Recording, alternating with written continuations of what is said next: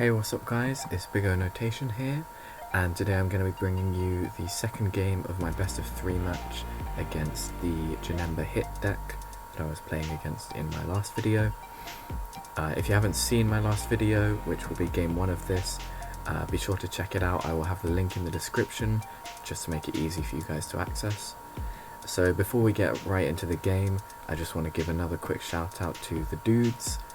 This is the channel that I was against in this round. I'll have their link to in the description as well, to their channel. Be sure to check them out and subscribe. And also I will have the link to this list that I'm playing, the Gogeta Xeno list, in the description as well. It's a list from my good friend over on the Scrub Games channel, so definitely check him out as well. Like I said in the last video, he's a very good player and I've known him for a long time. He makes some really good content.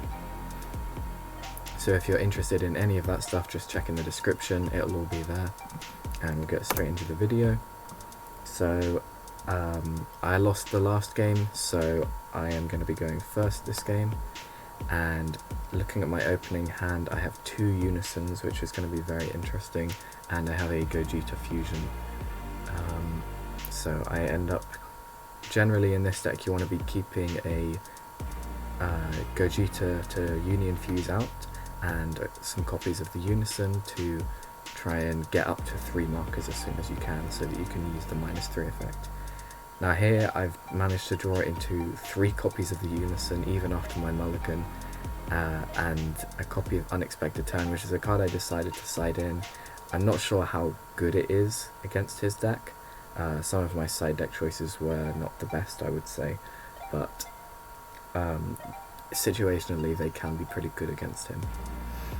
So my hand isn't looking amazing. I have the Unison, which is nice, and I have the Union Fusion, but other than that I'm not able to really do much. So I decided just to stick down a Unison and then stick it up to 2 markers with the effect, and then put it up to 3 markers with the second copy in my hand, and I just passed on that. I didn't actually manage to catch what I warped during this game, but if I remember correctly it wasn't the best. So here he's just charging a multicolor and attacking. This means that he's going to be having a very not very much to do in his turn, because he's obviously got no energy to use. He's probably just going to swing and then pass, and that's perfect for me because it leaves my Unison at 3 markers, and that means that I can try and go off on this turn and maybe set up to turn 2, turn 3, try and kill him. Another thing that I need to be considering is that I could consider is trying to leave him on more than 4 life, so that his leader can't awaken and he can't do very much during his next turn. So here I've got the TP Gogeta in the warp, so I can actually bring that out with my Unison effect, which is going to be really nice, especially if I'm looking to kill him this turn. So I swing with my leader and take a life to draw 1, just trying to maintain my hand advantage, or not much of an advantage here, but hand size, and giving me more access to a lot more different plays during this turn. And because I have 3 markers on the Unison, I can actually attack with it as well. So I can attack with it and then opt to bring out a Gogeta. I actually have the choice of all 3 Gogetas in the warp to bring out, which I think I'm just considering which one to bring out here, which one would be better, because I'm not sure at this point in time whether I'm trying to kill him this turn. I'm thinking I might try and put on some pressure this turn, but actually go for the kill for the next turn. So I'm mostly just debating that at this point.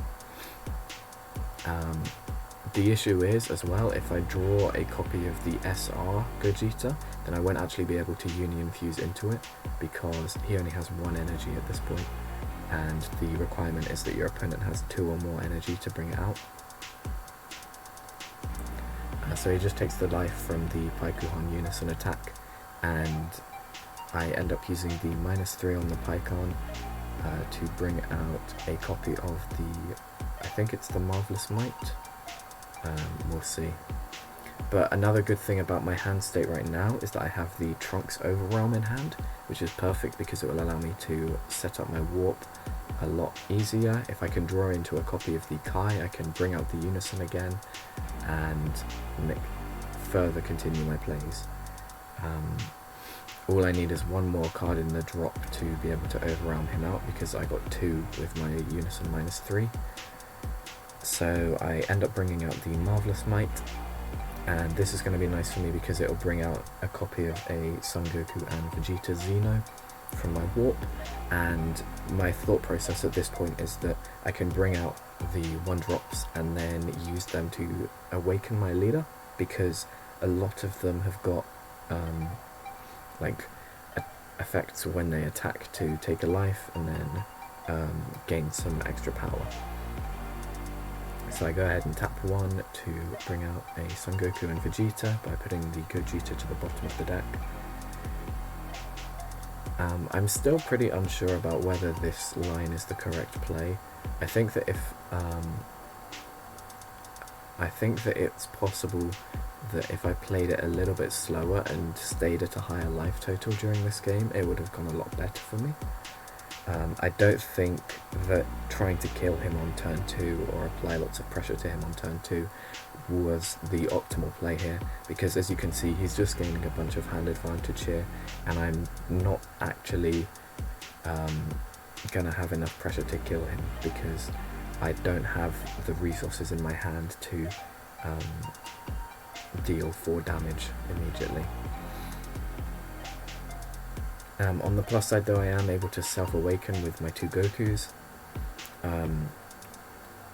Sadly though, it required a 2 energy investment, 1 for the Gogeta and then 1 for playing the second Son Goku, and so the untap from the leader isn't actually as worth it as I originally thought it might have been. If I had had a self-awaken of Vegeta in the warp or the drop area, this line of play might have been a lot better, because I would have had 2 energy to play with rather than just the 1, but I didn't, sadly, because I charged it at the start of the turn, which was a minor mistake from me, I think. So here I'm kind of realizing I'm not going to be able to actually kill him this turn, so there's a couple of plays I could have made here. I could have tapped 1 to Union Fuse out the Gogeta for a blocker. I could have saved the energy for an unexpected turn. I could tap 1 for the Son Goku double striker, and then use my leader effect to take a life and give them both 10k, and then combo into it and then bring out the Trunks Overwhelm to try and make some more plays. I think that actually would have been a much better play, because it would have applied further pressure, which was the intention of this entire turn. And I can also tap 1 to play Dark Power Black Marseillan, which slightly hinders his deck, but realistically it doesn't massively. All that it really stops is the combo attack Janemba from coming down, and he doesn't need to play them anymore because I've put him to a 4 or less life, so he's able to awaken. So overall, I think that turn was played pretty poorly by me. I think that there were a lot of different plays that I could have done that would have improved my chances in this game. But like I said in the last video, I'm relatively new with the deck, so I'm still kind of learning. There's a lot of different plays that you can do in this deck, because it's such a it's such an aggressive deck, and it has so many different cheap plays that choosing the right line of play can often be very tricky with it. So here he's got the Psyche Demon, and he just goes ahead and awakens, and then he swings with the Psyche Demon on my Son Goku, and this telegraphs to me that he's probably going to be using Arrival during this turn, by comboing in 2 and then bringing out a bunch of cards through that. So he brings in Cooler to start off with, and that immediately gives my Vegeta an extra 10k power, and he's also able to kill my remaining 2 battle cards with the minus 10k effect, and I also have to mill a card from the top of my deck. So I do have to be very careful during this turn, because I am at 4 life, so I am at risk of dying if he has enough arrival plays.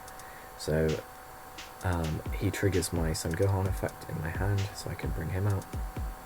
And I'll just let the Son Goku die, because I don't want to have to combo out of it. He's not attacking my leader or anything. Sadly, he is going to be able to kill the Son Gohan with the activate battle of his leader.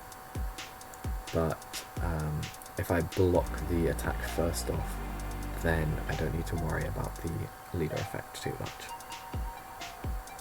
So now he's able to play combo attack down because he got rid of my Dark Power Black Saiyan.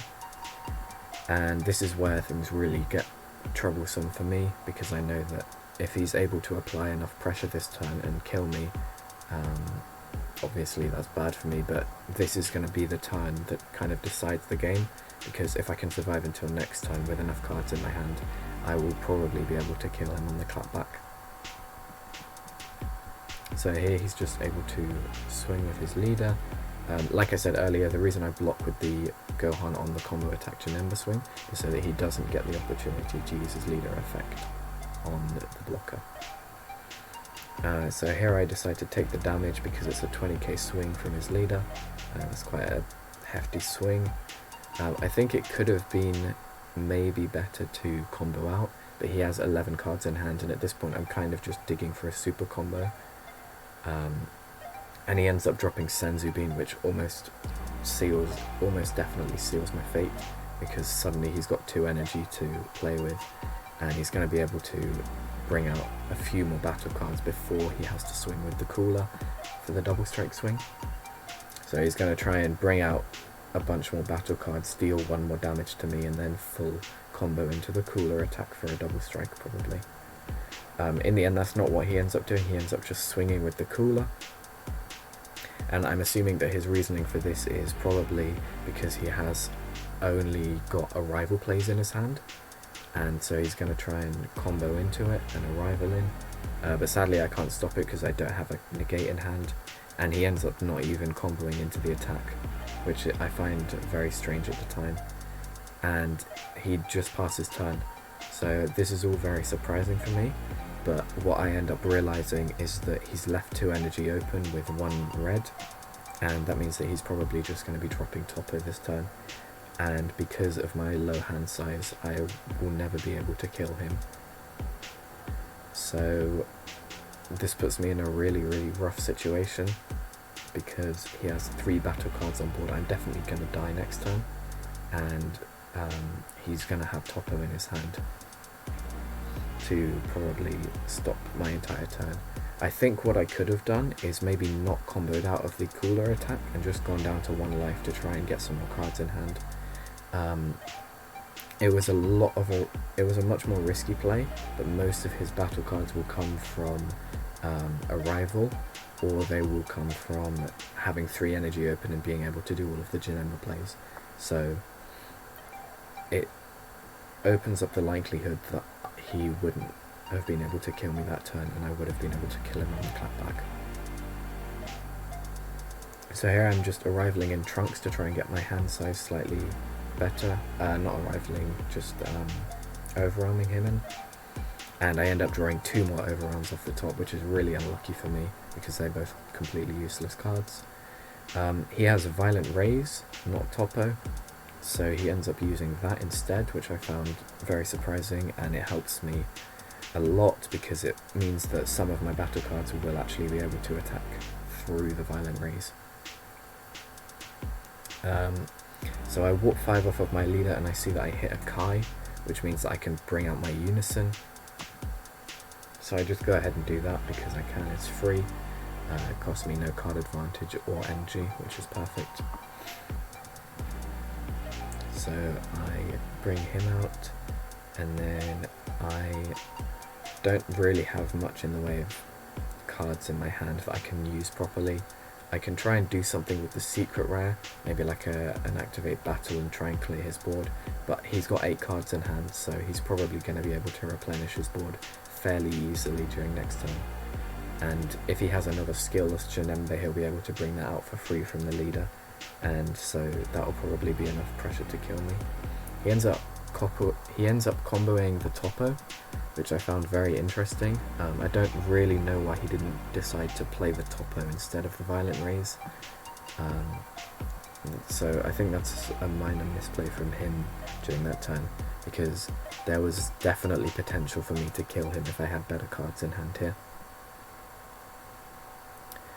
But luckily for him, I managed to draw just some complete garbage cards in the last turn. So I end up just gaining a marker on my Unison because I might as well, and checking through my leader.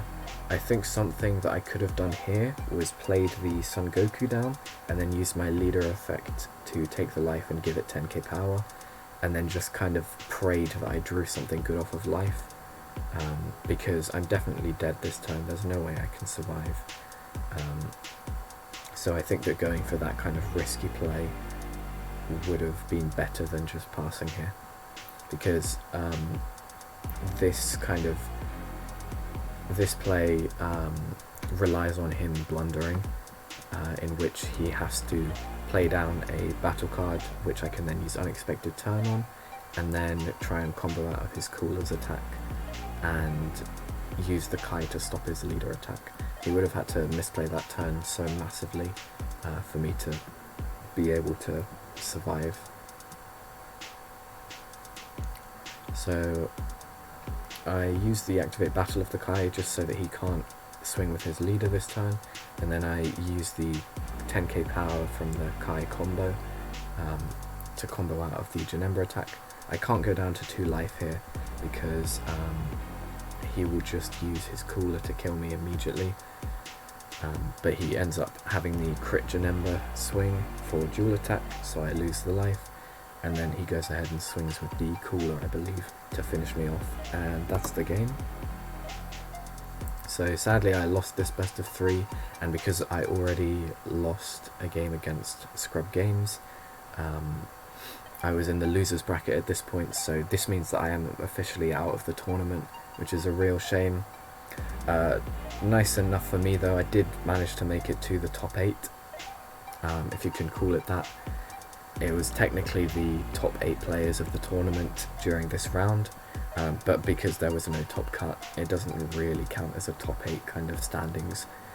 But it's still kind of a nice consolation that I made it that far when I've only recently started my YouTube channel, and I was against a lot more seasoned players and seasoned YouTubers. So I made a couple of misplays during that game, and I hope I pointed out all of them. If you spot any more, please let me know in the comments. I'm always looking to improve as a player, just looking to get better in the game.